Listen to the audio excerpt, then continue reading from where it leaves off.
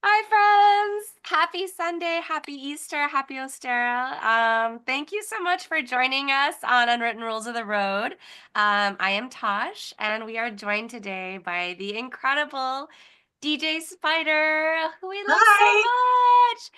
Yay. Hi. You're so Yay. far away. Hi. Hugs from I all the way around know. Charlotte. Oh my gosh, it's so good to see you. Thank you so much for being here with us. Absolutely. For you guys, anything. Oh, loves, loves. So, how are things? How are things in Charlotte? How is Digital Noir? Things are good in some ways. I think this weekend was probably the last perfect weekend we're going to have right before things get really hot. Like everything has been Oh, like, it was like in the 70s and 80s during the day, but the nights have been like in the 60s, but there was a breeze. So, like, no humidity. It was ooh. just a perfect weekend for all the things that happened this weekend. But no, the scene is alive and healthy and loving on each other. And it makes me happy to see it happen because not every scene gets to have that luck. It comes with work, but it's always nice to see it move along at the way it's supposed to go. So yeah, we're good. I think you have a lot to do with the love that has been going in the scene. I think you do. I like to joke that I'm the fairy goth mother. And I'm like, Yes. oh, we'll turn this scene around right now if you guys don't behave. Um, but no, I mean I have the I guess the advantage of longevity because I've been DJing in Charlotte for over 20 years. I've been a DJ for over 35, but in Charlotte alone for 20. So I wouldn't call myself necessarily a fixture, but I'm recognizable. So I think having consistency, like a couple of people that are, and we do have several DJs that have been in the scene over the years on and off, and we're all running nights right now. So having pillars, I guess, that are recognizable that people can go to and move around with. It's actually kind of interesting. People, I've been doing it long enough where when I got here, I saw people meet in the club and then they got married and then they vanished. They didn't come out for a while. They had kids. And now they come out and they bring their kids to to the events. So because my event's 18 and up, they're bringing their kids like, hey, look, this is my son. And I'm like, that's awesome. I'm not babysitting. Like you have to take him home at the end of the night. Like doing this. But I love that they're exposing their kids. Like their kids probably grew up with the music, in the house anyway, right? Like they grew up with whatever we were listening to 20 years ago, and their parents have exposed them to that music, and they've been interested enough in it to know how did your parents party? Like how many people, like how many, we're generational right now in Charlotte. It hasn't skipped a generation. It's actually continuing a generation into a new one. And so people they're showing their kids and the kids are like, this is cool. This is how mom and dad used to hang out. But I also love that the parents are like, no, these are safe events for my kids. Like I know if they're here, things are good. And I guess it's like from a parental point of view, it's nice to know where your kids are. That they're in an environment that's, safe and protective and we are very nurturing and we're very protective of our people. So it's interesting to watch all that come around the second time around. So I'm sure at some point somebody's going to introduce me to their grandkids, and I'll be just like, oh, that's it, I'm done. That's it. I think that's amazing. I mean, was it like that for you? Like like was the scene like this from the very beginning, or have you seen it grow and evolve? I've seen it grow and evolve. So I moved here from Atlanta in 2001, 2002. And the Atlanta scene was at that point a little fractured. There were competing nights and there were drama between promoters, usually because somebody had dated somebody else and it had gone the way that sometimes those things go. And so coming to Charlotte, I wasn't quite sure what to expect. But Charlotte at that point had actually lost their scenes. And usually when one scene dies down, it picks up in another city, right? It like things kind of ebb and flow. It's hard to keep a good goth down. Like it goes down in one place and it rises like a phoenix somewhere else, and then it comes down and it rises somewhere else. So Charlotte had kind of died down, and Greensboro was where most of the gothy things were happening. I came back to town and there were a couple of people that were trying to do a goth night and I was like, I can DJ, that's cool. So I started working with a club here called Garbo's and people started coming out again. And then there was another club a couple of years later called the Breakfast Club, which was an 80s club, just strictly 80s club. We had a Thursday night that was called and I'm going to totally forget, Resurrection? Was that what it was? No. Wow, Retroactive. wow, we have a lot of names with R's in the town. So Retroactive was that one.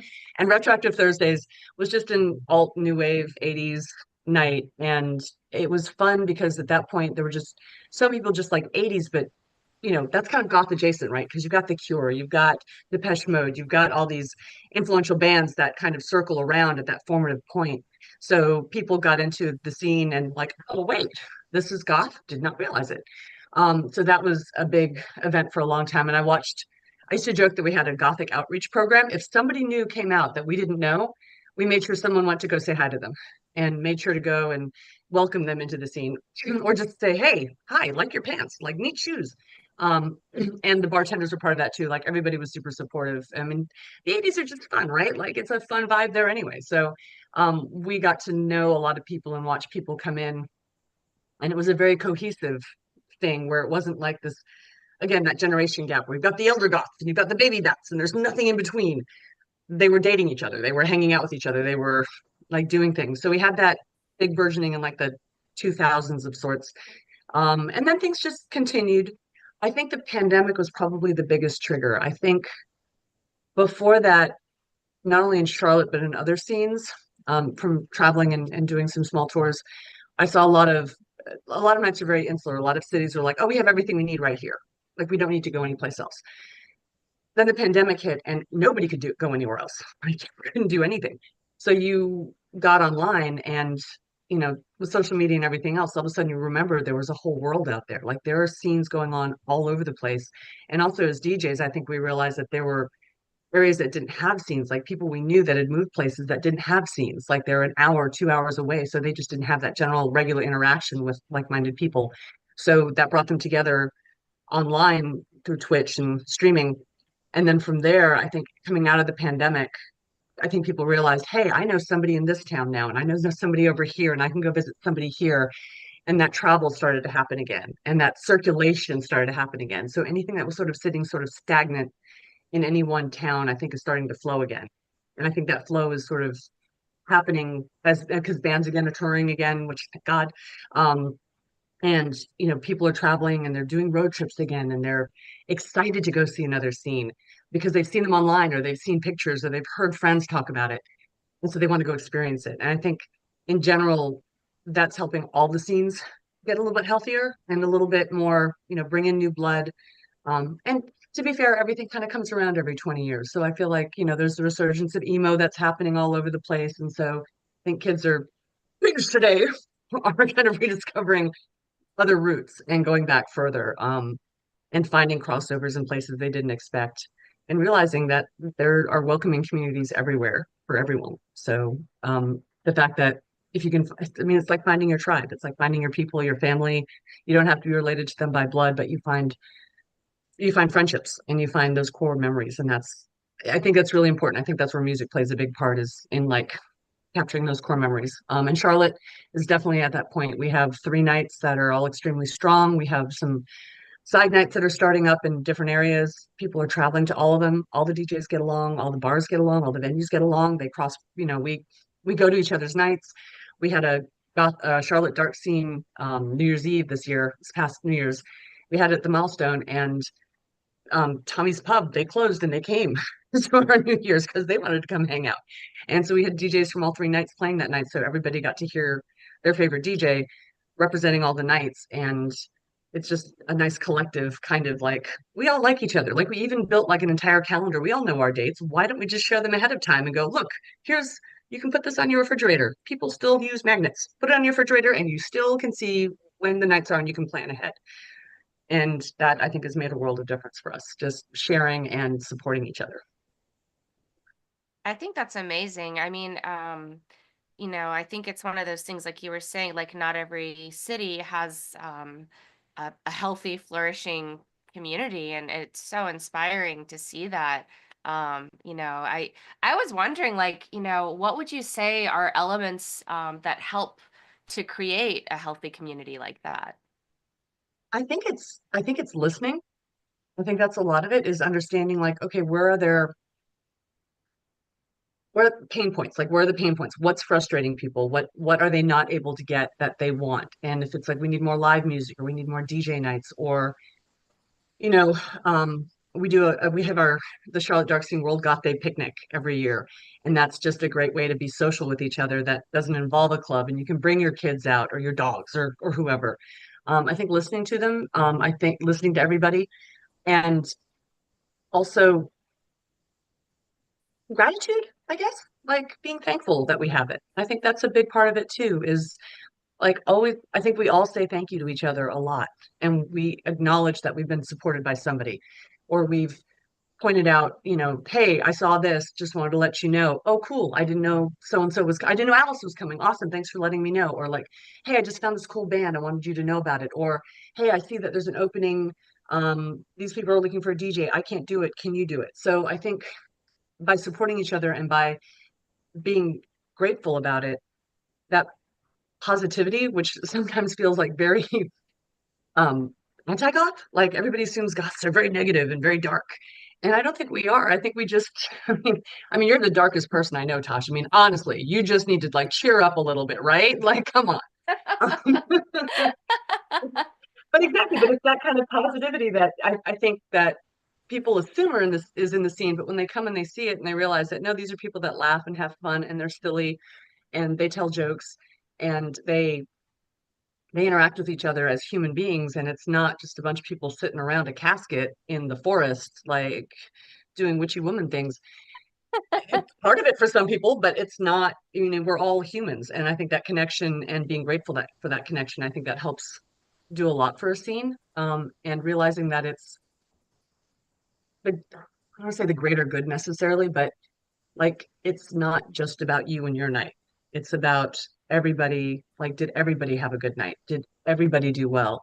Have we all taken that moment to realize that we have something really special going on, and not to look for the negatives, but to look for the positives? Like, I see people at other nights that don't come to my night. I get it, right? Like, if you live 5 minutes from Tommy's Pub and that's a shorter drive for you to get home at the end of the night than going to the Milestone, because that's 35 minutes for you, I get it. I would love a 5 minute drive home myself. So yeah, that no harm, no foul. Like, you found your night and you found the space feels right to you. You like the people, you like the music, you like the bartenders. Perfect. You found it. Good. I'm not going to get mad because why don't you come to my night?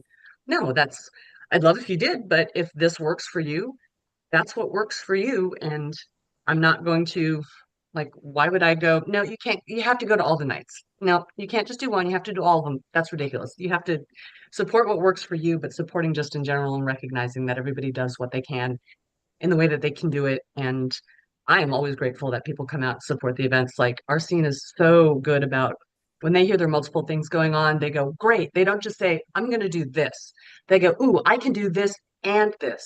Like, it's almost that improv things like, and then, and then people find multiple things to do and then they coordinate with each other. It's like, oh, cool. Which one are you going to? Great. I want to do this and this.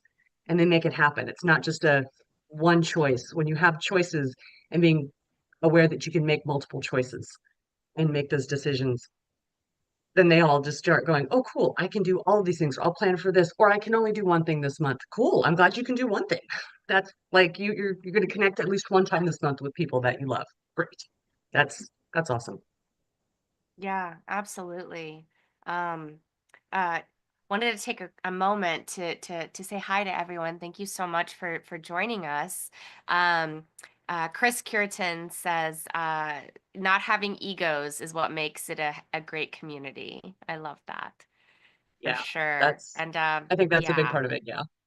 yeah. Pete Russo also is saying Henry Rollins talks like this about the coastal punk scenes connecting in the late 70s and early 80s, and I love the fact that the spirit is still alive. That's awesome, for I sure. absolutely, and I think the Milestone has a lot to do with that. The Milestone is one of the oldest punk clubs in the US. It's actually 4 years older than CBGB's. It's the CBGB's of the Southeast. And that DIY punk vibe is just ingrained in the building, the walls, everything. And the fact that everybody who works at the Milestone is in a band. They understand that DIY. They understand everybody's just starting out and doing what they can. And I think that's having done digital noir there now for 10 years, that's how like I've spent a lot of that and I absolutely appreciate it. Tommy's Pub, they're also very, very supportive of underground scenes and letting people. be people. And then the group behind Shadow Play also, they've been DJs forever in this town, and they also understand like it's the smaller people, it's the smaller groups that make things happen. And yeah, if you get wrapped up in an ego, ego is just a three-letter word for a dork. I don't need it. It's ridiculous. So, and I think that's also why I run around and I act like a silly goose half the time because I like I have no ego. I don't want to have an ego. I don't want to ever be seen as that person who's like peering down at people down her nose. I mean, it's gonna happen. I'm tall, but like I'm not doing it to be like I'm not doing it to be mean. It's more like, we can just take a minute and laugh, take a minute. And I was actually talking with Voltaire last night. He was in town for a show on Friday and ended up staying an extra day in Charlotte. And he came out to Digital Noir, which was great. I feel like we've been graced with like goth royalty, which is great. But we had a really good conversation about, we're entertainers. Like what we do is entertainment, and we have to, it's if you have a platform, you can do good with it. Absolutely. Like find the place that works for you. Everybody's going to come at everything a little bit differently. If you have a message you want to spread, people spread things differently. For me, my entertainment value is just like if I can make you forget whatever's going on in your life for a few hours, then and involve you in something else that's sort of a different vibe and a different space in your head that makes you smile and laugh and giggle, then like that's all I want. Like those are the two. I want two things. I want that, and I want at least one person to come up to the booth and ask, "Who is this?" Those are the only two things that I want to happen. I will say from my experience of getting to music with you and play with you, like so for those of you who are joining us and who haven't met DJ Spider, she is absolutely incredible on so many levels, as a person, as a DJ, as a community, goth mother, as you were saying. But I just remember, so we played at the Milestone on my birthday for the first time we played in Charlotte, and we played on Gordon's birthday as well. It seems to be a tradition. And I remember, first of all, you brought us snacks. And like you got everyone to sing happy birthday to me with these little like birthday hats. It was like one of the sweetest moments. And it was just, I was like, I remember you explained it to me. You were like, I know what it's like to be on tour on your birthday. I know what that's like. And I mean, just the fact that you yourself, like, you tour, and so you have a very deep understanding of that. And as a result, you turn it around and you're like, okay, this is how I want to be loved and nurtured. And you share that. And I just love that so much about you. Well, I like surprising people with things they don't expect because it shows that I feel like people should pay attention. Like little things make a difference. You never know how you're going to impact somebody at any point in time. Like there's the saying, it costs nothing to be kind. It doesn't. Like it doesn't. If you can just say a kind word to somebody, or you can say one nice thing, even just again, a please, a thank you, or like, hey, you look great tonight. Something small like that. You don't know what somebody's going through in their head, and it can make a huge difference to them. And when I saw online that, I hadn't met you yet, but I already loved you. And I was like, okay, this is a positive vibe. They're coming into town for the first time. Let's make sure you're on the road, you're traveling. I want to make sure if there's anything I can do, because you don't know Charlotte. What do you need? Oranges, almond milk, got you covered, not a problem. And then when I saw the birthday thing, I was like, well, this cannot stand. We need to have birthdays. Just, I think I had the most fun sneaking the party hats out. That was my favorite because I think the look on your face when all of a sudden all the little hats started popping up in the audience. And you were like, what's going on? My gosh. I had no idea. Like it really was completely surprised. And it was Yeah. amazing. Your band is, the rest of Alice was also in on it too, but it was, that kind of thing was just like they were also down to make sure you had a good time. So that made it a lot easier too. Best birthday on the road ever. And your playlists also like just bring so much joy. Like every single time that we've played with you, I'm like, what is this song? Oh, what's this? I'm always dancing, I'm always having a good time. Like mission accomplished, seriously. I love playing with bands because there's not that I don't have to drive a dance floor, right? It's not all about I can play music that I want people to listen to because I like them and I like the song. And I just it's crafting a vibe. It's just making the music flow because the bands are the priority. I am like an accessory. I am like the earrings on the rest of the everything else that's going on. So to play between bands is fun because I can just share music. Dance floors, different vibe, different headspace. That's sharing an energy versus like the energy levels are different with that. But I've also, having been a DJ for as long as I have, like I've got so many decades worth of music in my head. I love music and having like coming across something going, oh, when was the last time I played this? 14 years? Okay, let's do it. Because it's probably been 14 years since somebody else heard it. Or maybe they just never knew that band existed. And again, for me, it's like anytime anybody like you got coming up and asking, who is this? That's the best thing for a DJ because it's like, cool. I've shared it. I always post my playlist after I do anything because and link as much as I can because I want people to go and buy the music and support the artists. And I think the pandemic, especially, I was doing it before, but it just really landed in my head that for anybody that's an independent musician, and that is a part of their income, whether or not they're maintaining a separate job, like losing it all of a sudden, like venues suddenly shutting down, not anything anybody could anticipate. So how do you keep that going? How do you support? And I think I saw that happening just in general, when people started going out to bands again, they were buying the merch, they were supporting people, they've clicked on links, they've gone to Bandcamp to buy things um, because they heard it somewhere else or they were linked to something else, and that's fantastic to me. I think we weirdly like I feel like social media was both a good and bad thing. We got online, we created profiles, we were sharing things, and then we realized everybody could see everything. So we shut everything down. We got very compartmentalized and we only shared with certain people. And we didn't really talk about things because it's private. It's like everybody's looking at my journal. And so they stopped sharing. And when they stopped sharing bands they were listening to. They weren't sharing music videos. They weren't going, oh, I just heard this band. Nobody makes mixtapes anymore. I come from a generation where you made a mixtape and gave it to somebody because these are songs I liked. I thought you would too. Nobody makes those anymore. So to be able to come out of the pandemic and really go, here's my mixtape to the world. These are all the things that I like. You should track them down and listen to them and like them too.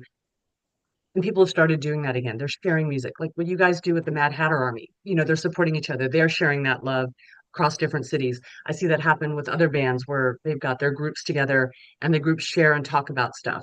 Hey, so and so, hey, my favorite band blank is going to be in your city. You should totally check them out.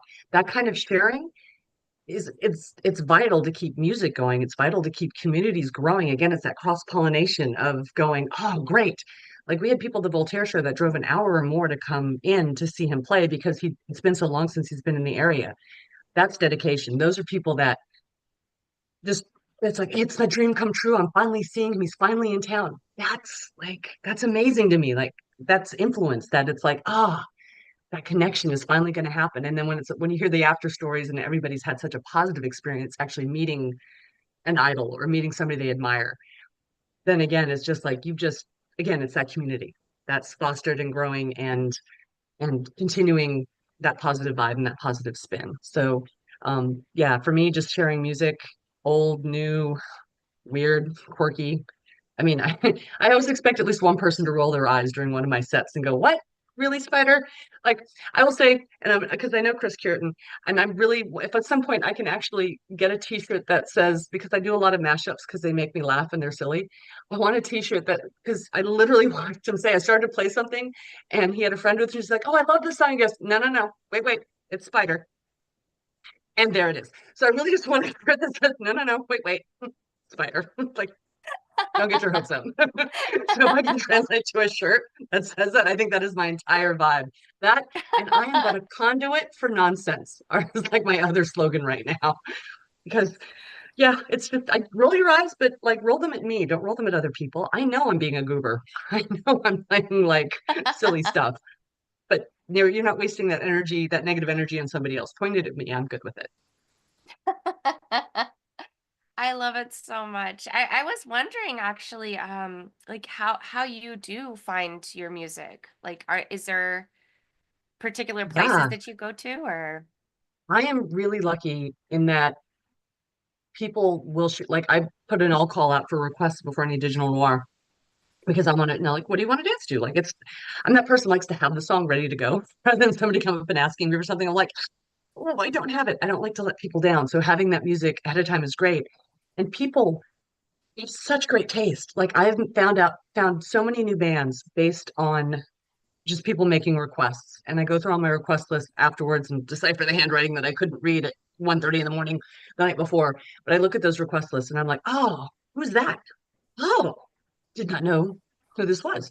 Bandcamp, another great resource. Like there's so many bands on Bandcamp that end up coming in my feed like, oh, so and so just bought this. I'm like, oh, what's this? And you listen. Weirdly enough, like just out of just watching social media or just watching TV, like a band will show up in the background on something. I'm like, Shazam that. What is that? What is this? What is the song that's going on right now?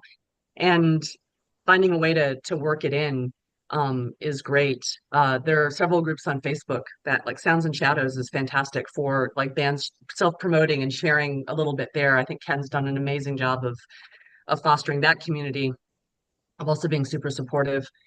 That's also been, eye-opening. I've met so many people through there. And again, then they talk about stuff. Matt Fennell from Caustic and Clack and Daddy Bear, he's so good about sharing music and hyping up other people. And um, I think when an artist hypes up another artist or talks about another artist, there's not only that level of like, hey, these are my friends, but also, hey, this is actually really good. And you can appreciate it from a different point of view as a musician supporting another musician. You're like, oh, this sounds really good, and this is good from our point of view, but also you'll like it too from the listening point of view versus from us. Like I feel like artists will go, oh, the production is really good on this, or oh, that's an interesting use of a particular hi-hat right here. Like you're listening to it differently than other people are listening to it, but you understand how it's going to play out and push out to other people, even if it's not your style of music. Like I've had heavy duty industrial bands like go, oh, that's a really pretty song. It's a little twinkly, like fairy goth thing. And I'm like, I would not have thought that, okay, no, that's actually really pretty. Would not have expected that recommendation, but it also shows like we all have layers, right? None of us came into the goth scene the same way. We all found it in different ways. Some people found it through their parents. Some people like me growing up in the 80s, it was, The Cure and that new wave end of things coming in. For some people, I think there was a whole era, like Hot Topic, I think played a huge role. Like I say there's like old school, new school, and middle school. Like middle school is those Hot Topic mall years. You'd walk in, you'd flip through the CDs, you'd see the t-shirts on the walls. That's how you discovered new music because that was your funnel. This was even in small town America where you didn't have a goth night, or maybe you were the one of two kids in your high school that was like the weirdo kids, like the people that didn't quite fit in.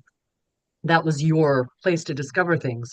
And then when Hot Topic became more mainstream and had to turn on more lights and widen the aisles for the moms because that's how business works, um, I think that became less of a source for people for music. It became more about the fashion and less about the music. But I think that was another way that we discovered things. And just now that the internet, people are starting to chat again, talk again, they're sharing maybe not personal stuff, but I think they are being much better about talking about music and artists that they like and movies that they like and just media and entertainment that they like and sharing those photos. I think that's another thing. I go back and forth on Instagram stories and reels that are sort of temporary things because I feel like, great, you captured a moment and it's gone. Those memories matter, right? Those things that happen are are I think just capturing them and having them with you, you will look back on it and there'll be a point when you look back and you're like, oh, remember what was their name? Like, not just because it's someone you ran into, but the memory is still there. So, but I do like when people share their photos or even if they're just ridiculous, silly, like selfies at a show, the happiness and the joy and those moments that moves me to look into the artist, going, oh, I had a great time at such and such show. Really? Well, it struck you. Who is this? And I think just being open too, right? Just I try not to pigeonhole things into genres because music is something that's so varied and it means different things to different people. So just if it moves you and it means something to you, then cool, it's good. Don't I feel like if you were back in the days of CD collections, you could tell a lot about somebody by going just scrolling through. Okay, what do you have? What are your albums? What's on your CD shelf? And you'd like look and see, and there'd always be that one thing you're just like, ooh, Depeche Mode and the Cruise Shadows, and like that's Hank Williams III. Why? And then that sparks that conversation, and then you get the emotional attachment to what it is. Oh, it was my dad's favorite, or I saw the show and it's really I'm not a fan of country, but I like this. Those stories and those that kind of passion makes me super happy. Yeah, no, I think that's what one of the things I really love about when people share music with me as well, and they have their stories, where they're like, oh, you should totally check this out, and this is Hmm. why, and the associations that go along with it. Like, I think that's really a big, beautiful part of the joy. It is like And these I little think snapshots. Yeah. right. And then for you guys, it must be so amazing to go back to towns and cities when you tour, because I feel like you guys never rest. Like you are the Energizer bunnies. Like you're Alice, Alice has got batteries like nobody else. Like you guys, I feel like do like several tours a year, but people bring their friends. Like I've watched every show you've done in Charlotte get more and more traction, more and more people come out. They bring people. And I hear them say, "Oh, you were right. This was a great show." And I love that because it's just like you've shared music, you've shared the experience, and now a new fan is born, which is always great. But that kind of energy and the stories that you get to hear from the road are probably amazing because it's constant and you get to revisit those areas and see the next iteration, or it's like, hey, I was here last time, and I'm feeling you remember everybody. Like I am convinced that you see faces and you never forget them because you are always so genuine and personal with people. And I think that's what also, again, it's that connection that is important for musicians and fans and people, but just people being people. And that's so important right now. Oh, 100%. Absolutely. I mean, I've shared with this, I've shared about this before, but I grew up in West Texas and I was really, really bullied there.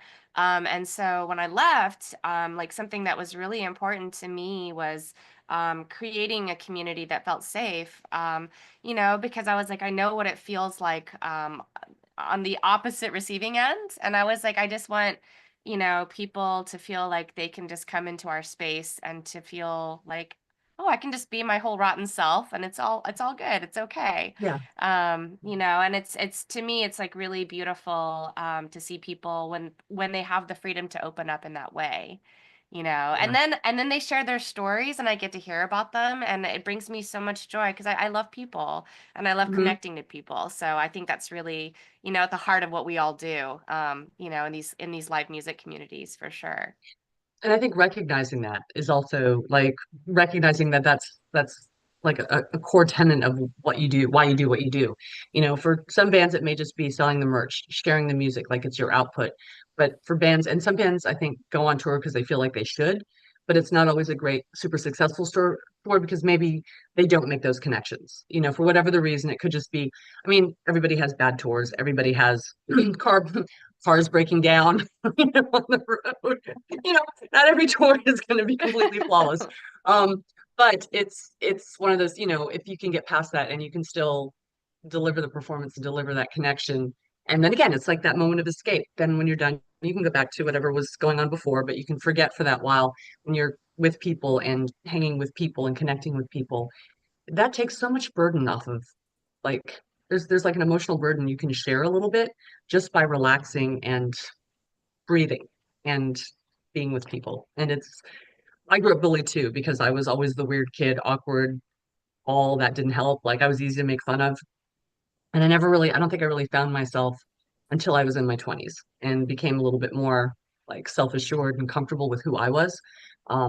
And I try to give people grace about that. Like if people are younger and they're still trying to figure themselves out, please, like you don't know until you know.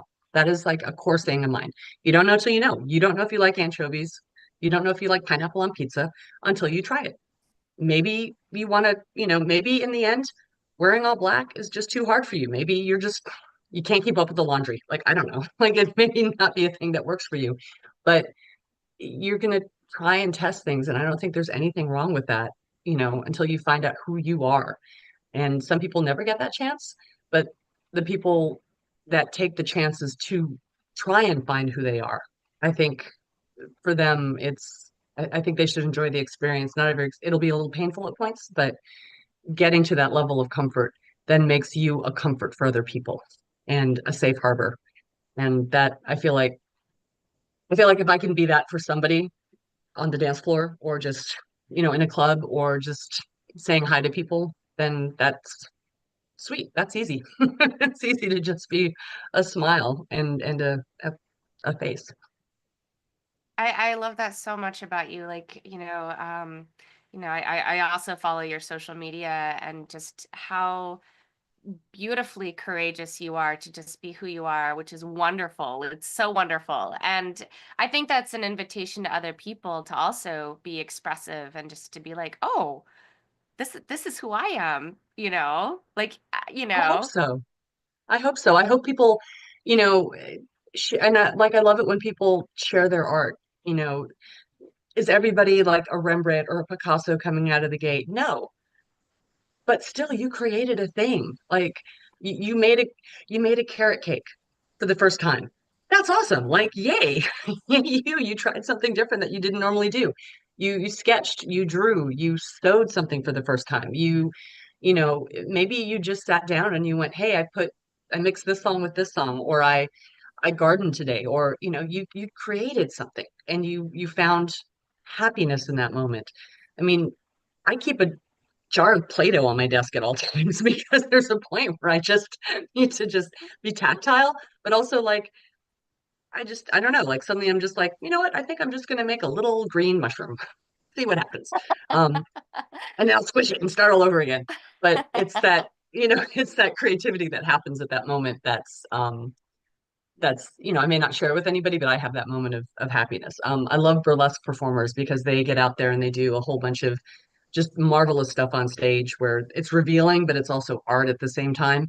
Um, I love just artists who paint. I love people that craft. I love people that make jewelry, who make chocolates that find their passions in these ways and share them, successful or not. Like I love making cookies. I'm an okay cheesecake maker. I can't garden. I can sew, I can cook, but man, I look at a garden and I'm just like, I don't know, plant it over there. I don't know what's supposed to happen. Like maybe that's the good place for it. I don't know. I don't know how many herbs I've killed. Just like this is the year that I'm gonna do nothing but I'll have the best oregano and the best basil and it's pesto for days. And that dies within like a week and a half. So that is not my skill set, but it's somebody's. Yay, capitalism, because I can buy it from somebody else who does a better job of it. I will say that I can definitely relate. I am on Sir Galahad the Third, which is what I name my aloe vera plants. I don't know how many people are able to kill their succulents, but I have a special talent. It's the brown thumb. Yep. Yeah. Yeah, but I like you. I love really seeing people in their expressions, whatever it is, even the Mhm. clothing, whatever people choose to wear or, whatever the case is, because I just feel like there's creativity like in everybody. Like every person Yes. is capable of creativity. Yes. Digital Noir has been amazing to me because there are people at one point our scene was so small, everybody knew everybody, right? We didn't, everybody was there. And we've gotten so big now that I don't know everybody. I know faces, but I don't know names. I don't know what you do for your life. I don't know what you do during the daytime hours. I don't know, like, do you have brothers? Do you have sisters? Do you have parents? Are you from Charlotte? Did you move here? All those questions. Have no idea. And the people they come out to digital noir in ways that I did not expect. One night we had a bunch of goth clowns that showed up, planned completely independently, had nothing to do with it. And this is something that I would totally do something about. But we had a group of goth clowns that just showed up. One night it was vampires. One night it was goth cowboys, totally unexpected. Gothic cowboys came in, and I sat there and I was like standing behind the booth, kind of doing. And the DJ was like, "What's wrong?" I'm like, "I'm not gonna do it. I'm not gonna do it. I'm gonna play Cotton Eye Joe. I gotta play Cotton Eye Joe, like I have to." And they were so fun and they got up on stage and danced.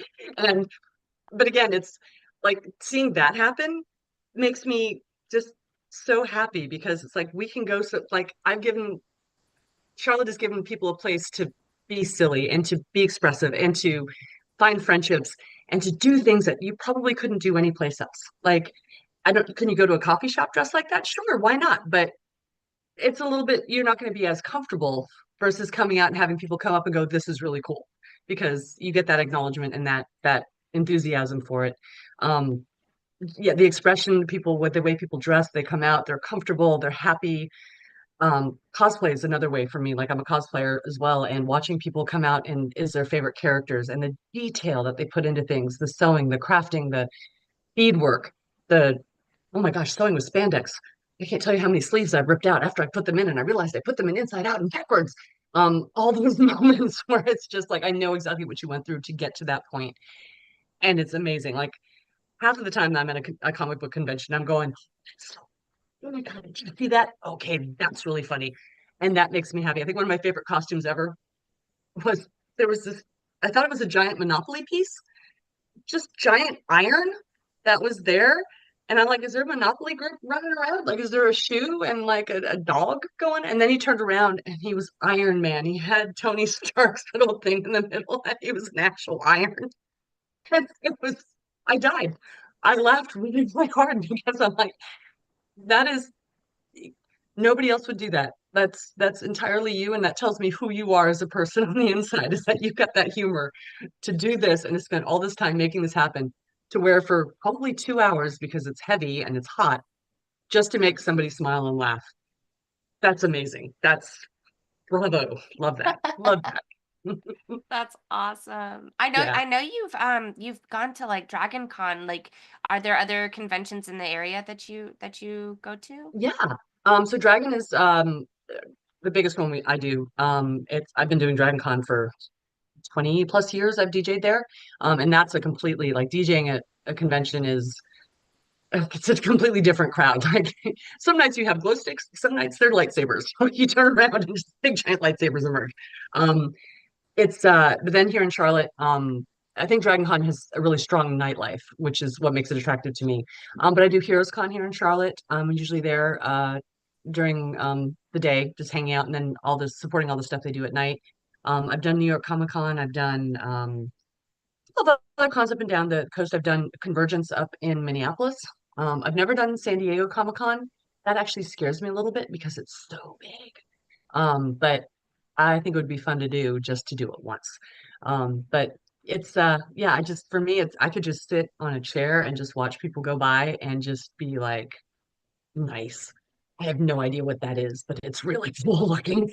It must be anime. I don't know what it is. Yeah, no, it is amazing to see just, the level of like creativity and skill. Like some of Yes, the costumes, wow. It's yeah, pretty amazing. it Yeah. is. And then I have to, and then having done it for so long, I sit there and go, how did you get that here? Like, how big is your car? How does it break down? Where do you keep it? I had a friend that built a Sasquatch costume, and in it, he was probably 7 feet tall, and it was a massive build, had to bring it down in a truck and then brought it back home. And I'm like, where are you keeping this? Like, where's your wife? Like, where does this live? He goes, we actually have to hang it from the ceiling in the corner of the garage because it just takes up so much space. I mean, the shoulders were like out to here. And so, yeah, things have to be able to break down. Like for me, I'm just like, it's got to fit in the back of a Kia Soul. If it doesn't fit in the back of a Kia Soul, it's not getting down to Dragon Con. That I was in a giant demon outfit one time that had these big giant horns, like legend Tim Curry horns coming out of it, corset kind of thing. And I got to my husband's car and we looked at it and we looked at me. We had to put the seat all the way back and put the seat down behind so that the horns could go all the way back like that. And I looked at my husband because I could barely breathe. Watch us move. Put the seatbelt on me and go, do not get pulled over. We cannot explain this easily. Just get where we're going. Because this is not going to be easy to explain. Don't get pulled. And then getting out later was, yeah, that was. You look a lot less evil when you have to crab walk through something. I'm evil and imposing. Not as not as encouraging. Oh my gosh. Oh, so I'm going back a little bit. Parish Knight says, pineapple on pizza, even our space is only so accepting. And Chris Kierton says goth. It's dark, but not that dark. There's a great, did you Um, ever see that Heineken commercial? There was a great Heineken commercial, Heineken Dark. It's probably 12, 15 years old now, but you have basically the setup, I think it was a British commercial setup, and you have all these people standing in line outside of a goth club, and they're all dark and spiky and big giant bouncers, and two guys are standing in the line behind them and like dressed very normal, and they kind of look at each other and like, not so much.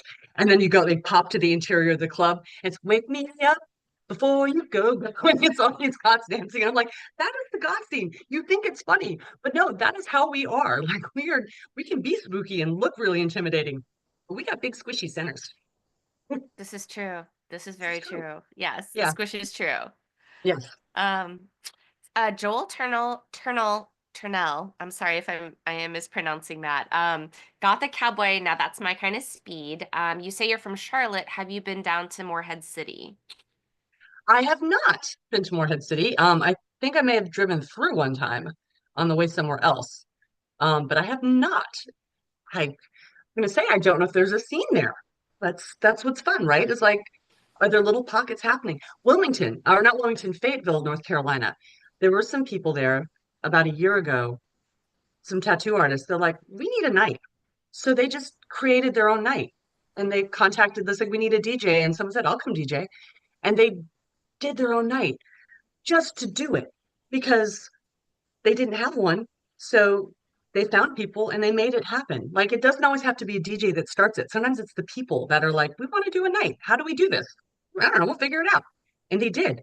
And I got to meet them for the first time a couple of months ago. They came into Charlotte for one of our nights.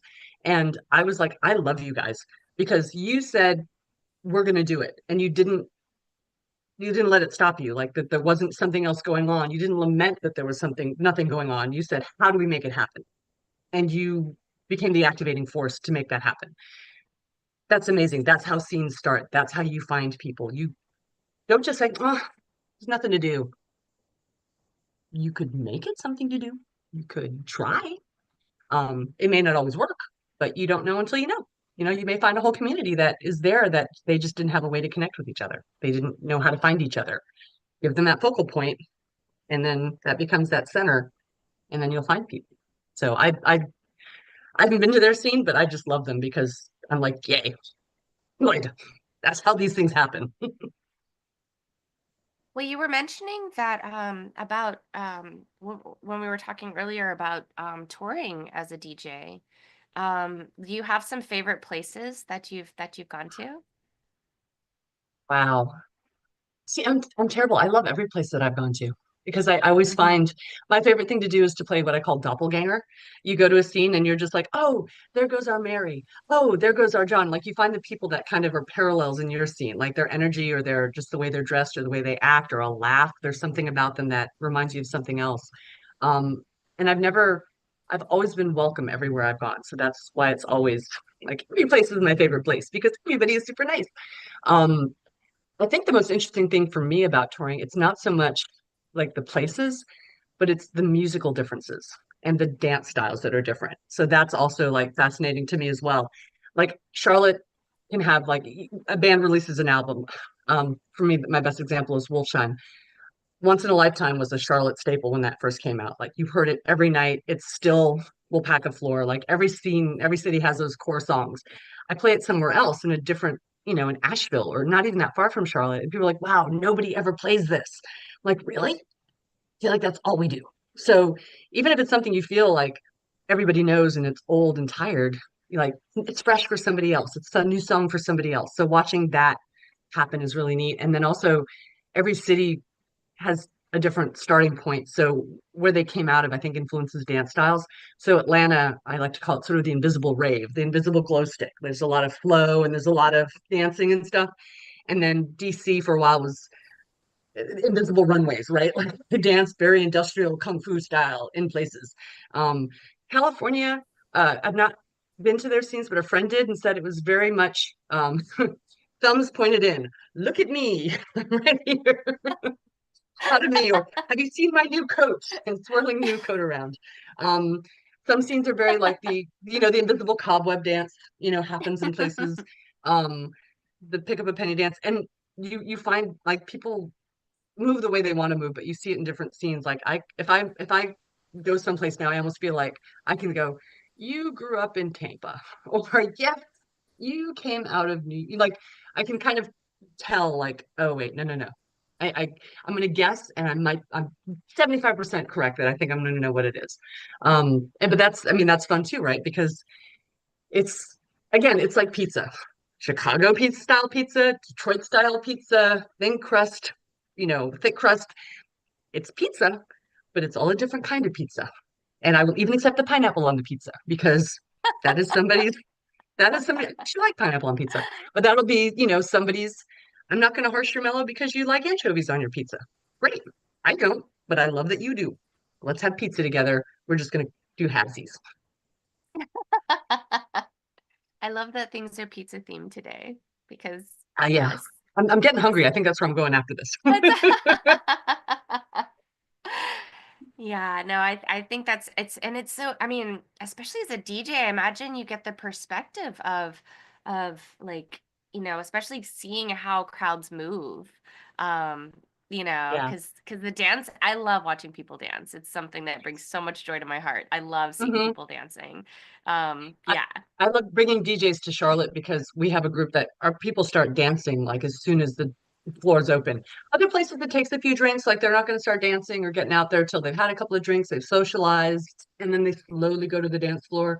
Our dance floor usually starts like at 9 o'clock. As soon as the dance floor is open, first song, and then I come and check on DJ like 20 minutes later, my guest, and they're just like, what happened? I'm like, they dance here. I don't know how to tell you otherwise. Like they come to dance and they are ready to dance. And again, it totally makes me happy. And I love that nobody cares how they dance. Like there's no one way to dance, right? If you're having fun and you like the music and you're flowing with it and it's working for you, yes. Like it shouldn't look like choreography, right? It shouldn't all be like if we all did line dances, which I have seen. Like there was a point I was in Philly for Dracula's Ball and at Shampoo, and I played a song and I looked down and all of a sudden there was like line dancing going on to a song, and I was like, what, what's going on down there? And they're like, no, sometimes they do that. And I'm like, okay, but for a brief period of time gothic line dancing was a thing. Didn't, but again, they had fun. I grew up in the Caribbean and I used to DJ down there, and it was very pop in the 90s. And I was playing Stone Temple Pilots, and I looked out and there were some tourists there on vacation in the Caribbean, and they were like, we're going to have a good time regardless. And I can tell you, you can do the electric slide to Stone Temple Pilots, and it works. And they had a great time. Find what moves you and don't feel self-conscious about it. Even if you just want to dance in the background or just stand in the background, like even if nobody's dancing, if I see somebody moving a little bit and feeling that beat, I mean, it elevates the heart rate. There's so many sciencey things around music, but which is also fascinating to me. But it brings up your heart rate, it brings up energy, rhythms start to match in some way, and then they cycle around each other. And it's again, it's watching people dance, right? It's like they move around each other. I remember when my mom came out to one of my events one time and she was like, do people not dance with each other anymore? I'm like, no, mom, nobody really dances with anybody else. They dance around each other. They kind of they kind of just flow in places that work. And we all kind of, for the most part, have like a sixth sense that somebody is gonna do a big swoop. And so you kind of duck. And then you give this, this person dances big, so give them some space. So this person's more of a charge ahead kind of person. Okay, give them some space. And that it's a weird fluidity that happens on the floor that it's again, it's expression, it's creativity that it's coming like physical creativity. I love that. I love everything. There's Absolutely. very little I don't like. Like maybe maybe like stupid people, I might be allergic to that. And penicillin, those might be the only two things I'm allergic to. But everything else, I'm just happy to see people. Like, I love learning things. I love learning people. I love watching things happen and in neat ways. And the goth scene does that, right? The goth scene, the EDM scenes has its own fluid, its own rhythm, its own style, its own creativity. Pop, mainstream bars, a little bit different there too, but I feel like the goth scene is such a fostering place for creativity and self-expression. And oh gosh, I hope that never goes away. I hope. if anybody takes that, even if you come to the scene and then you're like, I was a goth, I'm not anymore. I'm like, that's cool. But you probably took some of that with you. There's probably some core part of you that there's a teeny little tiny black heart inside of you somewhere that still like has a moment when you smell a clove cigarette and you're like, oh yeah, those are the days. So, Dilemma was saying, the conga line at the milestone, best conga line I've seen. Yeah, That's awesome. Yes. silly stuff happens. Oh, and Pete was asking if you could show your mug.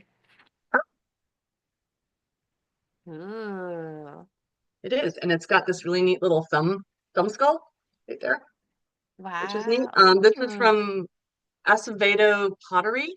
And they we have a traveling show, the Curiosities and Oddities Expo travels around the Southeast and I think Arizona as well.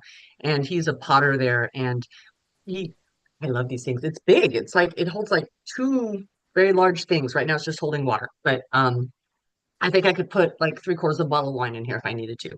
But good hand feel, good size. But yes, we have several of these, and they're all fabulous. Oh, it's so cool.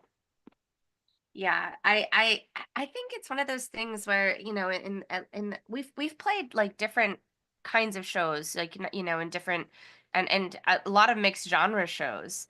But I've noticed, in so many of the in the, goth community that it's like you find that people really embrace just all the different varieties and all the different, all the differences and stuff, which I absolutely love.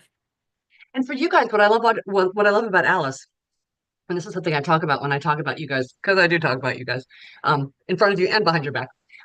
It's that you are, I mean, you're electronic, you're rock, the big drum, like that drums, right? Like live drums, that's a very primal thing, and that hits people differently.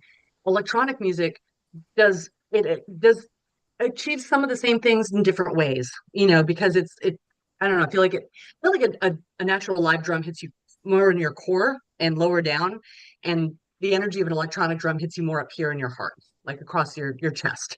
And I think that it's still that pulse, it's still a beat, but it just hits a little bit differently. And I think Alice is neat because you have that organic feel, that interaction with the audience anyway, but that organic drum harsh that I think pulls a lot of things together for people in ways they don't expect. And I think that's why you are so good cross genre, because it's going to be familiar to people in one way or another. Like they're going to connect just through that, you know, what is it? It's the My Spine is the bass line. Is that the Shriekback song?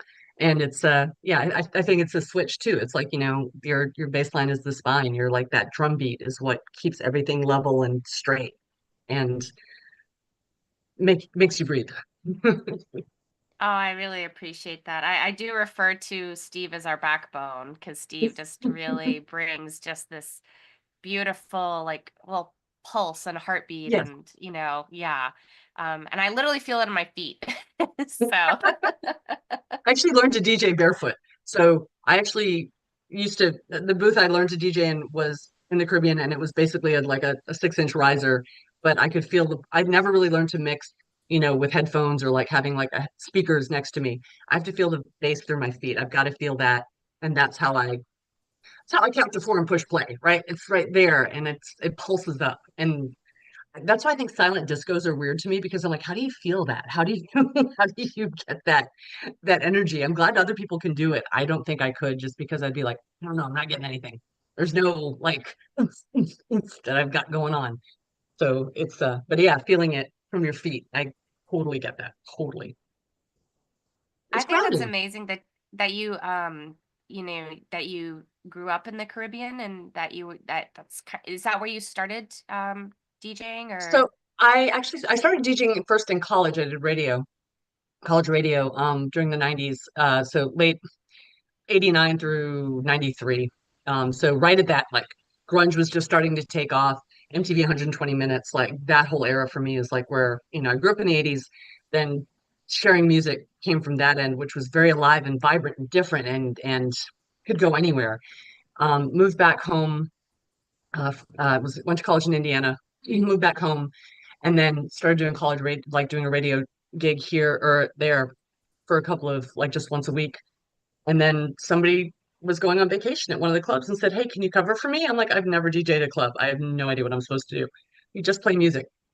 "Okay, you can do that." I have a lot of cassettes and CDs. I can do that. And then it just kind of crept up from there. Like I have no musical talent. I'll be completely honest. I cannot sing. I auditioned one time for a musical. They cast me as the mute. This is a true story. I cannot sing. I cannot play an instrument, but I can count to four. I can I can I can read an audience. I can feel how things are flowing and ebbing over, and that comes with time, right? But I think it's a I think I when people are just like, "Oh, you have to be super musical to learn to DJ." Oh, no, no. Do you love music? Some people can absolutely do like one song after another and just slam right into them. Some people have to have like long mixes and long remixes on things. I am never going to be the wiki wiki woo kind of DJ. I just want to have one song go into another song, the energy, the sound, the volume, bring it up, bring it down, rotate stuff. That will always be me, and that's my style. I have like Digital Noir has a constant open 8 to 9 slot that if anybody wants to try and DJ because they've done it at home and they want to try it, please come. Like you don't know until you know. Like playing at home, playing on Twitch, it's different than being in front of an audience, right? You practice at home, you do things at home. Being on stage, having sound hit you in different ways, having a dance floor, having lights, other like distractions.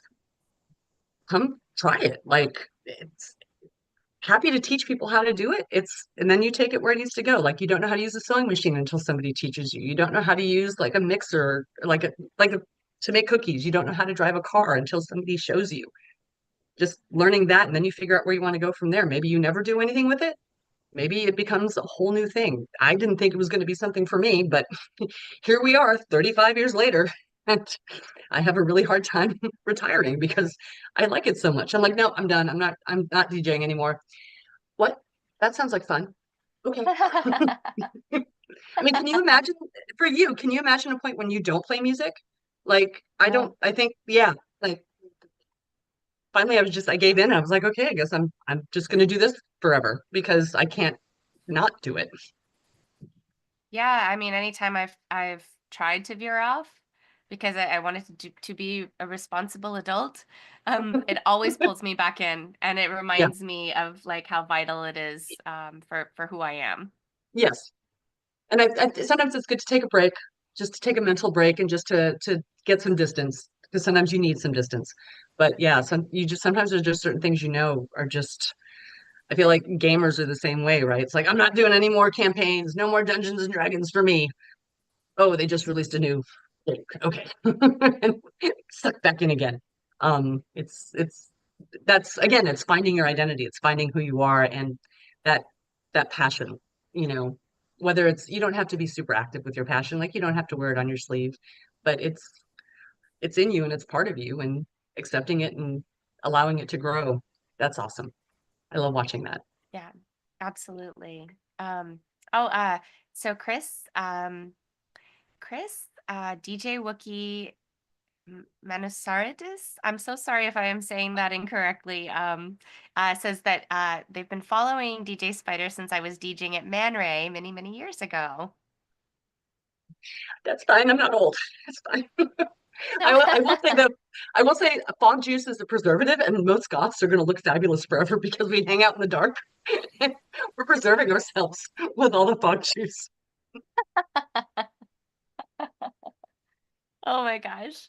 But I mean, I think that's awesome. I'm seeing people in the chat that are sharing that they've followed you, that they know you, and and they're sharing like different anecdotes of like what you've shared with them or what you've brought to them, and I think that's really beautiful. I that makes me happy because I love again. I'm like you. I love people. I love seeing stuff happen, and I know people have met at my nights. I know they've ended up having families and kids and everything because of the night. They brought, like I said, they bring their kids out to my nights now, and it's a little awe-inspiring to think that wow, you were here and then you disappeared for about 18 years and now you're coming back out to the clubs, but you're bringing your kids now too, which is great because, it's generational. It's bringing people back into the fold and you feel comfortable letting your kids come to a goth night, because you were there and you understand it's safe and you want to share with them what you loved in your 20s. And it's a little bit weird when it happens for me because I'm just like, wow, I didn't think you could raise a houseplant. You raised a whole human, several of them. How? How did that happen? Um, People surprise you. But it's like seeing these new humans, these new people that embrace the scene, love the scene. Dilemma in the chat. I don't have the chat up, but her dad is a core DJ here in Charlotte, DJ Christian, and now his daughter is a DJ in Charlotte. And I love that. Again, passing on that love of music and skill sets. And thank God, because at some point I'm gonna want a reasonable bedtime. I'm gonna go and get some sleep. So please, younger generation, please learn to DJ. I'm doing it. So some of us can be the old farts that come out and sit on the end of the bar and go, all right, back in my day. And then, go home after that. Well, for somebody that wants to start DJing, like how would they start doing that? So I think because we're in an era of modern technology, it's a lot easier than it used to be. You can you can go to Facebook Marketplace and find mixers for sale for like a couple $100, mostly because somebody did it for a while, changed their minds, they weren't going to do it anymore. But there's a lot of software out there. There's something called, I believe there's still something called Mix, Mixxx. That's open source software. Their virtual DJ Serato. Just to do it at home, just to do it on your laptop. You can get cheap little controllers that just allow you to just push play on things for like $80 on Amazon. If you want to like actually change BPMs, you probably want something a little bit more sophisticated. But just about every like Sam Ash or a record store, music store has some sort of gear in there. And then it's make friends with a DJ and ask. Like it's really, not everybody's a great teacher. Some people are better listeners than they are teachers. Um, I've never really taught anybody to DJ. I might be a terrible teacher. I don't know. But I can at least say, hey, if you push this and do this, this will happen. Like if you move this thingy up and down, it's going to make this happen. And then really, really slow. Like so to get that and then understanding how that happens. And then I mean, I took a DJ class way back in the day. And learned about crafting a night. Like, how do you make a night work? Like, how do you build a set? How do you bring it down? Practical things like people don't think about, man, I'm just going to pack that dance floor. No, don't do that. Because if the bar doesn't make money, you don't make money. Like, rotate the floor. And also, like, if everybody's dancing and they're not drinking, they will not have you back. So don't be afraid of a dead floor because that just means that they've gone to the bar to get something to drink. That's why when I play something stupid and somebody rolls their eyes and leaves the dance floor, I'm like, cool. You're either going to go pee or you're going to go buy a drink. Either one of those is good. Um, but also, I think people know me well enough to know that in 4.5 minutes, I will play something they do like. You just have to get through this one little pause and then do the next thing. But yeah, it's just asking a DJ, like, and then just taking the time to kind of learn to do it. I've done vinyl. I'm not great at it. I could probably figure it out again if I needed to, but it's been so long that I've been digital that that's where I am. But I used to do CDs back in the day. I was an early adopter of CDs. And then when I was at actually DragonCon and I was passing another fellow DJ who's going up to do a house party and I was going downstairs to do one of the main rooms. And I'm lugging this entire luggage rack with gear and CD books, like their old CD books, the CD Logic, Cape Logic books that were like the big multiple things. And I had an index as to where everything was. And I'm dragging all this stuff down with me. And he had a backpack and a cooler. And he went, and he left, he went upstairs. And I was like, all right, I guess I'm finally going to have to do this DJ thing, which made my husband very happy because he did not have to lug cargo, like cargo crates of CD wallets everywhere we went.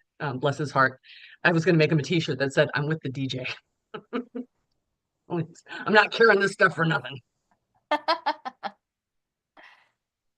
Well, I think that's awesome. But I've never DJ'd myself, so I was personally curious. I was like, I wonder how like when starts because I think there is it's like such an incredible talent and art to like shifting the energy of the room, like you were saying, Yeah. and doing the ebb and flow, and you just do that so beautifully. So Oh, thank you. yeah.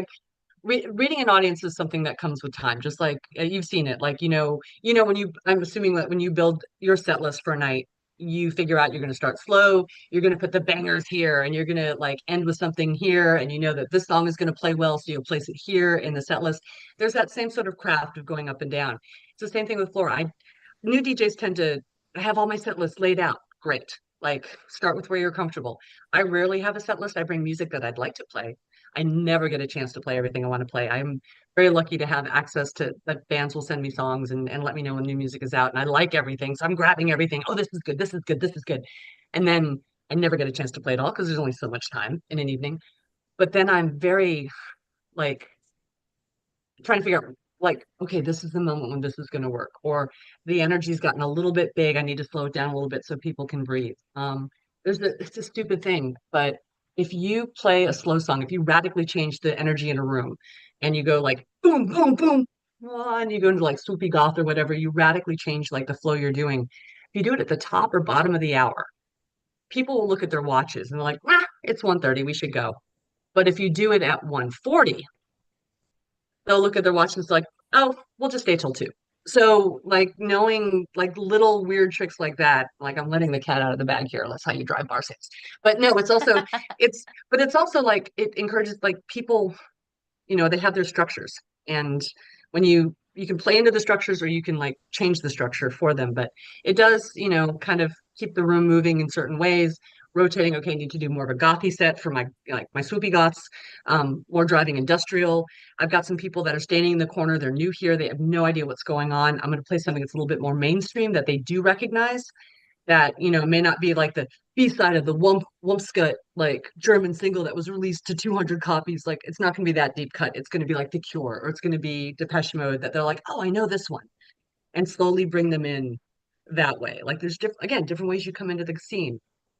And then, I mean, sometimes, I mean, it's my night. What am I going to do? Fire me? Like I'll play Kendrick Lamar if I feel like it's it could happen. I'm like, look around. I'm just like, yeah, we need some salt and pepper right now. Yeah, that'll be fun. Let's do that. So it's because that's how my night runs. Other nights have their own vibes and their own, which is great, right? Like if every night was the same, how boring would that be?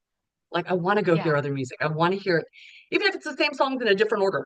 That's still fine too. Like it's still a different vibe. It's like rearranging the words in a sentence. You can change like, are you going to do this or you are going to do this? Just changing two words changes the intent of a sentence. Just changing the structure, moving two songs around can change the intent of the energy. So it's sort of the same thing. Oh I think yeah. a lot about these things, way too much about these things.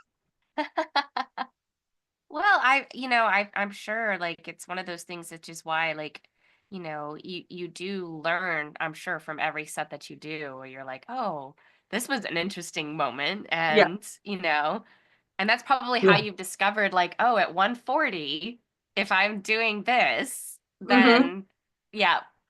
Yeah, no, totally. We have a local band here in Charlotte, Coffin Dragger, and he started coming out to Digital Noir, and then he dropped his first, and I didn't really know him, but I followed him on Instagram, saw that he dropped a single, and I'm like, I went and listened to it, I was like, oh, cool, I like this. So I played it in the club, and he came up and he's like, this is my song. I'm like, awesome, this is you. Now I can connect a person to like this song. And I think when we talk later, he goes, actually hearing it in a club made me rethink how some of it should come together. Like watching people dance to it. And I think he thought to himself later, like how that influenced how he structures songs when he saw like that happen. And I think that's an interesting like artist perspective too. Like I'm sure there's songs you've tested live and then you've decided like, no, maybe this wasn't isn't one we should put on the set list because it doesn't, again, that flow, like the energy that you're trying to pull into things. It may be a fantastic song, it may be somebody's totally favorite song on an album, but how is the story being told? And sometimes you don't get to tell every chapter of it. Yeah, it's true. And we do actually like I will feel the room, and if there's certain songs that we were planning on, sometimes we're like, "Oh, maybe we should do this song instead." Like it really Yeah. will change dynamically depending on like how everyone is feeling, you know. Hmm. Sometimes it feels like people need something that's a little more low energy or something that's a little more up tempo. It really just depends. So, Yeah. yeah. I did a show in the Maryland, DC area years ago, and I'd been booked for it. So I was doing a couple of things up that way. And I showed up that night. I really didn't know the promoter that well, and I showed up ready to do a dance night. And they had unfortunately just lost somebody in their scene. And so it was more of a wake that evening. And that was, well, now I've got to readjust everything that I thought I was going to play. And I will take cues from them because they might want to hear certain songs because it reminds them of certain people.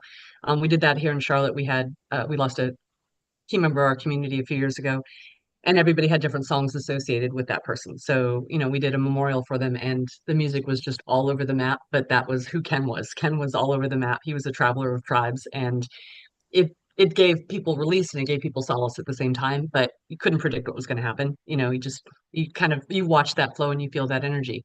But also, like as a DJ, you have power. So if I've done mainstream nights and I've stood there and I've watched guys be a little bit not say I don't want to say aggressive, but kind of invading personal space for women. And I can see that because as a DJ, you have a good eyesight line on the floor. So I've changed the music. Like if I felt like things were getting a little bit too hype or a little too energy or growly, pull back, man, change it radically. Play Mambo number 5, because that's stupid and funny and it breaks the mood and it changes the energy. And sometimes it's just like, yeah, I don't like what's going on over there. And I think, and I hope everybody in Charlotte knows that I'm a safe space. Like if you are not feeling comfortable, come talk to me. Like I'm a giant girl. I am over 6 feet tall. Will shut stuff down. I have no problem turning off the music entirely to call somebody out if they are doing something wrong and done. I choose not to do that. I try to make things very behind the scenes and like, can we watch him a little bit?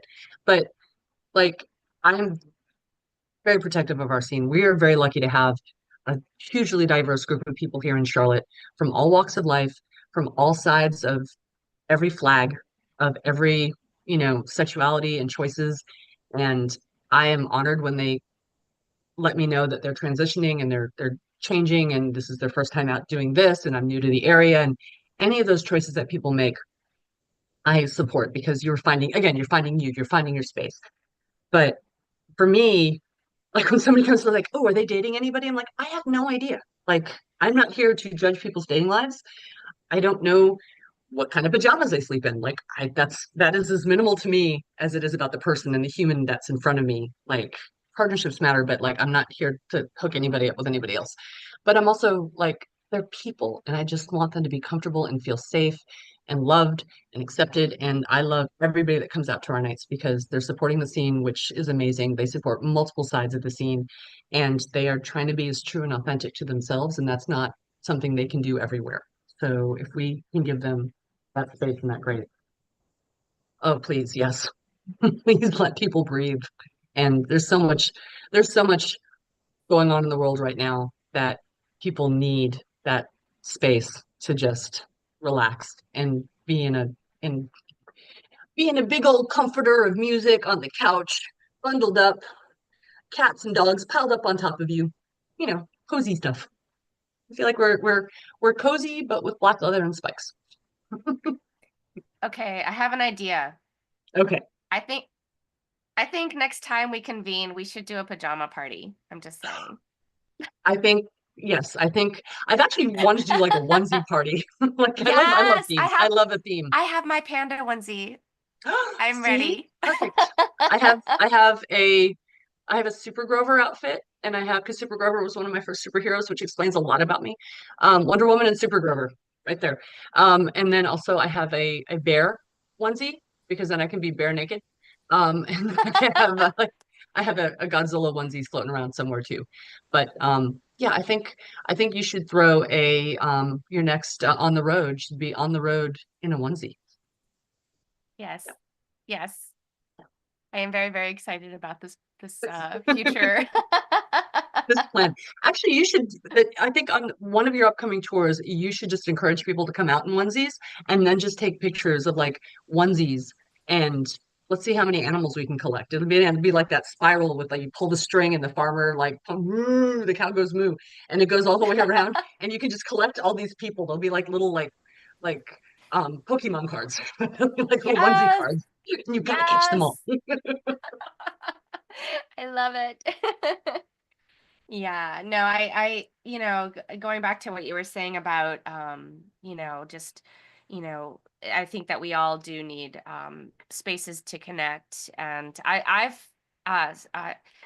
was a beautiful comment earlier in the chat that was talking about how music is how you were able to be yourself.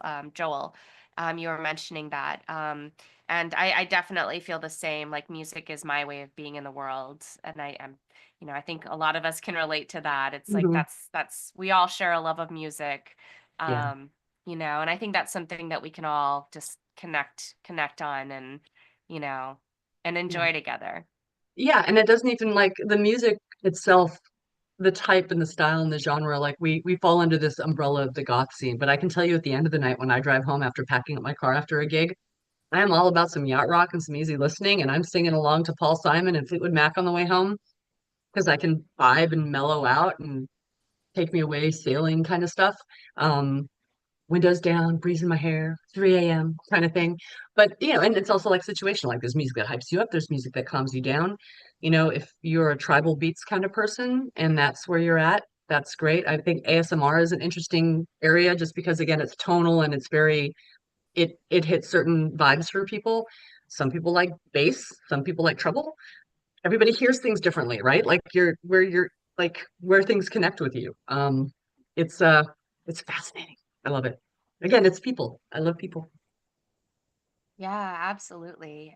It's interesting because when we're mixing our albums, each one of us will hear different frequencies. Um, Oh wow. so it's like we experience firsthand as a band because I tend to hear more like upper mid frequencies. Gordon, for instance, will of course hear bass. He's all about the Hmm. bass. So, Yeah. yes. But yeah, no, it is, I think, really just fascinating to see how music will hit people in different ways and different kinds of music like that. Hmm. So, yeah. Absolutely. Absolutely. Yeah. It's again, but that's you can accept people listening to different kinds of music. You can accept them for being different kinds of people. And I feel like you you don't like Depeche Mode, you can't be a goth. If you don't like The Cure or The Smiths, you can't be a goth. No, like I'm also like don't if you don't want to dress in black, don't dress in black. If you want to wear pink. If you want to wear your panda onesie, wear the panda onesie. It's fine. Like, are you enjoying the night? Sweet. That's all I want. I just want people to have a good time. And I hope that they do. I feel like when people leave at the end of the night, I've closed, I'd say 75 to 80% of my nights, I have closed with the Rainbow Connection. Kermit the Frog, the Rainbow Connection, because there's no other song that speaks to me more solidly than that. And I have a friend that calls it play the frog song. I'm like, okay, we're gonna play the frog song. But I mean, it's Kermit, and you can't leave unhappy when you've heard Kermit. Like you can't. It's just a great way. I got very lucky to play at the Center for Puppetry Arts in Atlanta, an event down there, and I got to play the Rainbow Connection while Brian Henson was in the room and within sight of like an actual original Kermit the Frog puppet. And I was like, mic drop. I don't have to do anything else anymore. I've lived. This is my best moment right now. Like this is it. But that's for me is like we'll get there. We just have to take time to recognize that that rainbow is different for everybody, and it's all part of the same thing. Yeah. Well, I was It's wondering, happening. you mentioned your playlists, for those who are new to you, like how do they Yeah. find your playlists? So all of my social media is pretty much that DJ Spider hashtag that DJ Spider, not this one, the other one. Oh, that one. Um, but I do post on Mixcloud. So I would record most of my sets, unless there's been like a technical error, but I post my sets over on Mixcloud, my live recordings. So you'll hear all the mistakes and everything as well, because it's never going to be super polished. On my Facebook page, that DJ Spider, DJ Spider EBM, I think is what it originally started as on Facebook. But I'll post my playlist there, and I try to, as much as possible, link to people's Facebook profiles if they're there. So if you liked a band, or you knew it was a song you heard between this one and this one, you at least can connect to the bands. I have a Spotify playlist that I keep updated. I started that last year because I can't play everything that I like. So as I find things that I like, I just add it to that. So if you're looking for new music, I'm on Spotify as well. And then I'm on Instagram. I'm on Blue Sky, Facebook. I'm still on F, Twitter, whatever we're calling it these days, but only because you can't see anything if you're not on there. So I've just maintained, I don't post there, but I just like to know what's going on in the world. I like to get my blood pressure up for a minute and then leave. And then TikTok, but not so much because weirdly, I'm not good at video, like talking to myself. Like Twitch was weird for me because like I'm talking and I'm doing stuff and trying to type at the same time, like chat with people, spell check, a lot of stuff going on at the same time. Um, but it was weird to like just chat, which is weird because I guess, and I think it's because like radio was easy because there was no visual. Like radio, just a mic. There's not a face to go with it. I don't have to. I mean, I could be in my underwear and like with a like a stocking mask on, and it wouldn't matter. But just talking, just doing video blogs and stuff like that, not good at it, which I feel like I should be, but I'm not. I have mad envy for the people that are good at that because I'm like, I just like when you post all your tour stuff and you're just chatting and all your tour diary stuff, I'm like, I can't, I never think about it.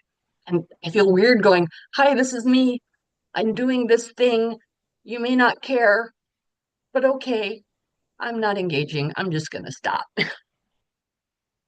And then that's the end of it. I wish I was better at it. But again, not my passion, not my big thing. One day I will get better at it. This is not that day. I feel like you're so easy to talk to. I mean, just from day one, like, from the get-go, you're just so welcoming and so like, well, you use the word yourself personable. And I just feel like it's just so easy to talk to you. For me, it helps, like, basically, it's usually Scott, that's our videographer. So it helps to have a buddy. It really helps to have a Yeah. buddy. But it's interesting because when we in 2020, we turned all of our tours into virtual ones, and we did Hmm. just a series of live streams on across platforms. And it was interesting because at first, you're just used to playing in a venue and Yeah. not connecting with people, like typing and Yeah. performing at the same time. So I Yeah. totally understand how it's a very, very different vibe for sure. It is. But for me, it was actually more fun to watch people talk with each other and make those connect. I mean, during the pandemic was watching people reconnect with each other or they didn't have it like you forget that people and also like there are people that don't come out for different reasons like it's not that they don't want to support the night but maybe the lights are a problem maybe it's too much for sensory overload for some people to deal with a lot of flashing lights or a lot of loud music or people just made I mean, I think the pandemic changed a lot of comfort levels for people around being in large crowds, so they may not support anymore. So I think Twitch absolutely, and the DJs that still stream on Twitch are still doing a service, right? Because you are still connecting with people that don't have the opportunity to go to a club for whatever the reason. And also people that are not old enough to go to a club, right? They still love the music. They're discovering the music. They're discovering themselves and they're making connections. So they're a little bit more prepared when they go to the club and they make the cool requests. But it's a completely it is a different world to do it that way. And I was happy to do it during the pandemic because I needed the connection and that was the only way I could do it.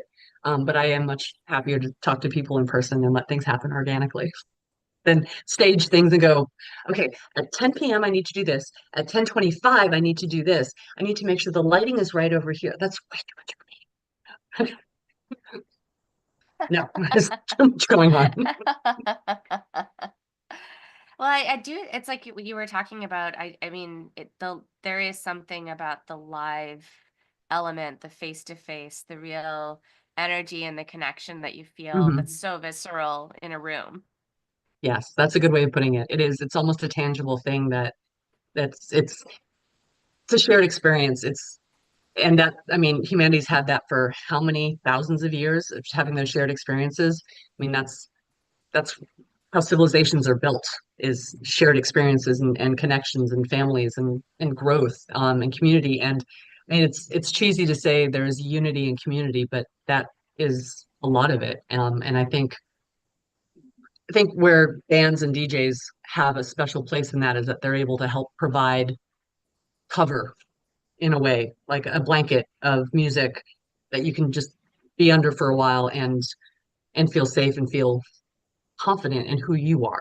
And like anybody who puts out music and finds an audience and finds fans, that's, I mean, you've connected, and that's such a magical thing. Like if I had the talent, I would be in a band. I would totally do that. I do not. I do what I can. But I mean, for other people, like they, if you bake cookies, you bake, you have little house parties. You can do karaoke. Awesome. I cannot do karaoke. No, it petrifies me. No, do it. But wow, will I make some faces? I could lip sync like nobody's business. But so I have an inner drag queen. Like, absolutely. I don't karaoke either. So I'm with you on Really? that one. I cheer Okay. my friends on. I love cheering people on. Like I think it's awesome, but I like to cover songs. I like to play Okay. them, but there's just some, I don't know what it is, but Okay. yes, but I am a very avid cheerleader for people that I get to go along with. So, They say like if you can't be an athlete, be an athletic supporter. So I used to call myself, I will be your jockstrap. I will absolutely support you whatever you need to happen. Pete saying, same spider, wish I had talent to be in a band. I mean, maybe it's the kazoo. Like maybe I just haven't found the right instrument. Maybe like I need That's a true. kazoo. Yeah. I have a fart gun, but I don't think that's the same thing. Is that a thing? I didn't even know Yeah, that was yeah. a The thing. minions have a fart gun. You can buy a fart gun, and you can just trigger farts, and they don't smell. Like I think there's one that does smell, but that's silly. But no, sometimes like when I just need to like vent a little bit and I can't actually say things out loud, I just fire it off and I'm like, Oh my gosh, that's awesome. cathartic. Like toys should always be a thing. Like again, I said Play-Doh. Like I keep Play-Doh around because you just never know when you just gotta make a thing and then smash it. Yes, I have And there's Play-Doh too. something, yeah, and also the smell of Play-Doh, right? Like just smelling Play-Doh, it just brings you back to just like crayons and stuff. Yeah. So are there any like upcoming shows that you're So brewing up? so I've got Digital Noir once a month. So the next one will be May 24th here in Charlotte. And May is a big month for us because we have Requiem and Shadow Play, which all also happen monthly in Charlotte. But we'll also have the Goth Picnic here in Charlotte, which is our annual Charlotte Dark Scene sort of umbrella event. We've been doing that for a number of years. And it's just a great day. Everybody brings it. You bring a dish. Don't bring a dish. It's fine. But it's kind of everything from empanadas to like brisket to like wings to an ambrosia salad. Like you don't know what's going to happen. We also do goth swap, which everybody brings like stuff that they're no longer wearing. You bring an item, you get an item. It's just swap, and it's a great way. We'll raise money for various charities. If people want to donate to help support, but also. Usually it ends up going to like the Trevor Fund or something that we believe strongly in our area, local support groups. And it's also fun to see people, bring their kids out, their little ones. Their dogs, and it's just a very nice casual day sort of thing. I encourage anybody that happens to be in Charlotte or surrounding areas and you don't have a picnic going on in your area, please come join us. The Charlotte Dark Scene is on Facebook, and we have the event set up there. We'll have music and all sorts of other stuff. It's a labor of love, but it's great. And then yeah, this is Digital Noir.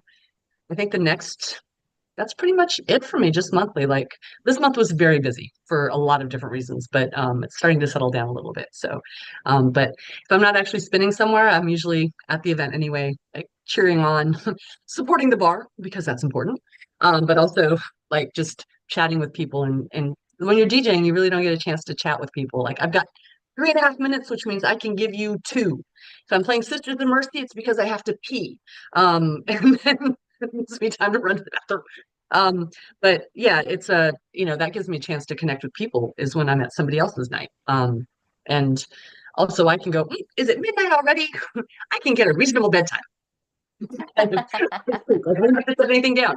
Um, but no, and like when bands are coming in, like anytime there's a band coming in, I try to be there unless my schedule won't allow it. I know we've got Rose Garden Funeral Party will be on tour and they're coming through at the beginning of May. We just had Voltaire here. And I think we've got a couple of other big shows coming up too. And then we've got all of our fringe events. We have burlesque in Charlotte, so that's always great to go out and support. We've got a couple of really great burlesque troops in town. Down in Gastonia, which is about 45 minutes from Charlotte, depending on traffic. They've started a night down there called Gothstonia. And so they're starting to find their rhythms down there. And I do a lot bringing DJs in from other scenes too. Like Digital Noir is always I have a guest DJ and I try to bring them from other places because I want to play with people that challenge me. Like, I don't know your set. Like, I don't know what you're going to do. Let's see what happens. But also so that people come out to the night. If you want to travel, cool. Now you know this DJ in Raleigh. Now you know this DJ that's over here. If you're traveling and you're like, oh, I saw them at Digital Noir. Cool. We should go to that night. Like, again, get that travel going, get that going. There was a years ago, Art Bar down in Columbia was doing a goth night down there, and they had a one night just people showed up randomly, total people they didn't know. And they planted a pirate flag on the bar and they had a great time and then they left.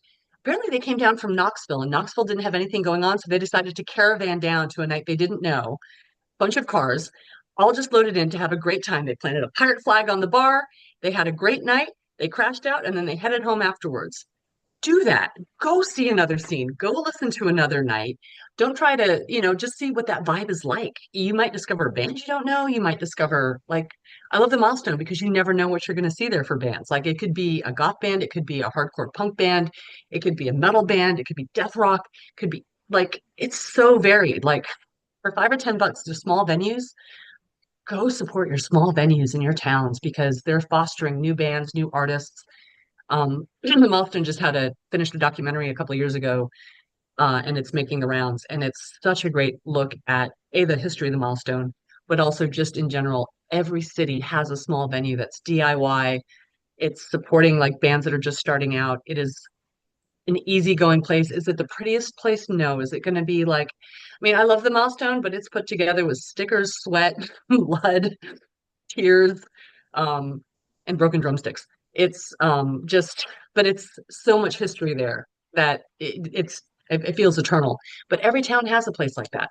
And if you just have nothing else going on a night, it's a $5 night, go see a band. It might be like something you've never seen before, something new, something different. Don't be afraid to go see something you don't know. Like, what's the worst that could happen? Like, you don't like it. Okay. Now you know you don't like that. That's learning. That's how you know. You don't know till you know. Yeah, no, the Milestone is so special. The first time we walked in, I mean, we were already kind of like awestruck because we knew, some of the history of the Yeah. bands that have come through. And you feel the vibe, you feel the energy of the building. You walk in and it's plastered with like set lists and stickers and everywhere you go, you can Yeah. even look on the ceiling and it's Yeah. there. Yeah. And I think that's amazing. It is. And it's every band that comes through, I love watching their faces when they see it. And I'm always a little sad that there's so many people that come out to nights and then it's a mixed bag, right? It's like, I really want you to see this place in broad daylight so you understand and you can see and you can find the stickers and you can see everything. But also, nobody should ever see a club in broad daylight. Any club. It's gonna like it'll ruin the magic. Bands get the joy of seeing it when they do load in. Then you get the atmosphere and that's what crafts it together. It's like sometimes you don't need to see what's going on behind the curtain. But it is the milestone is special and the documentary is fantastic. I'm very proud of the people that put it together because they've done a wonderful job with it. And I can't wait till more people get to see it. It's been doing some small tours around the Southeast to rave reviews. But again, the core message to me that I came out of was just like every town has a small venue. Who is your small venue? Support it because when they go away, like what happens to those bands that had to start somewhere? REM slept on the floor at the Milestone when they were still rapid eye movement. Like the band you see now could be REM later, could be Nirvana later, could be somebody massive later. And you can say you were there, but don't go for that. Go because that band is just starting out. They're just finding their legs, and be supportive. Like, be the jockstrap. No, I think it's truly a remarkable like community. The venue is amazing, the community is amazing. Like we I just cannot say enough good things about our experience, there. And we just Yay. absolutely love it. When you were mentioning the goth picnic, I was like, "Oh, I want instant transport because I want to be there." Well, I mean, other cities do it too, and I think and again, you don't have to be like a mover and a shaker. Like, it only takes two people to have a picnic. Like, great, you have two people, then you have four Yeah. people, then you have six people, and the next thing you know, you've got a couple hundred people, and you've got two picnic tables filled with food, and three tables filled with like clothing, and everybody's like pawing through it trying to find. And then it's cool too because you go out to the next night and you're just like, oh my God, that looks great on you. Was that mine? Why did I give that up? It's really good on you. Um, but it's people like it's the fashion, it's the creativity, it's how they put it together. And then you discover things that like I had no idea that a friend of mine was just an incredible empanada maker. I'm a little sad he's moving from Charlotte because I'm going to lose these guava empanadas, which were like a staple of our picnic. Um, but yeah, yeah, picnics like World Goth Day falls in the middle of the week this year. But that's what we just cycle around. It's May, if you want to go have a picnic, have a picnic. Just nothing wrong with a picnic. Get outside, get some sunshine. It won't kill you. Well, could, but find a shady tree.